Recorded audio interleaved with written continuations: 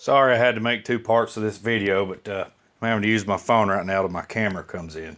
But somebody called me and it knocked me off of being able to pause my video while I'm recording it. But anyway, I got the new battery in. I got it all put back together and everything.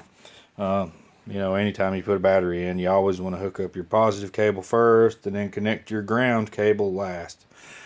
But anyway, the only thing I didn't like about the new battery works good, but the little tabs that they sent to this little silver tab in here that the bolt screws into, those are a little smaller than the ones that were in the other battery. I had to stick a little piece of cardboard up in this slot and then put the little silver piece in there. There's a mosquito on me. Great. Get off me. Anyway. The bolt, it's not because the bolt's not long enough, because the bolts they sent are the same size as the bolts that was in the bike already on the other battery. But anyway, stick a piece of cardboard in there. It picks the nut up enough, just enough for the threads to catch, for it to bring it up.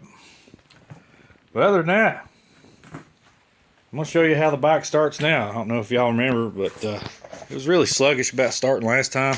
Just seemed like it turned over really slow. But check this out.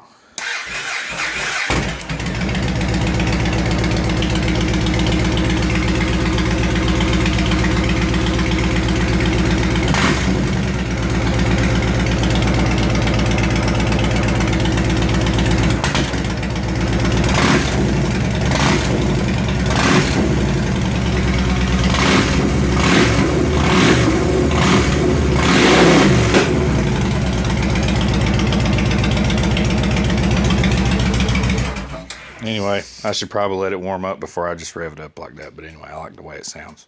That's why it was backfired. It wasn't warmed up. But that's it. Click like, subscribe. If you don't like it, I don't care. But anyway, I hope you do.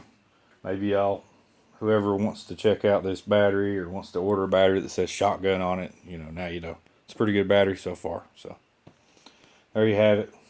Y'all have a good one.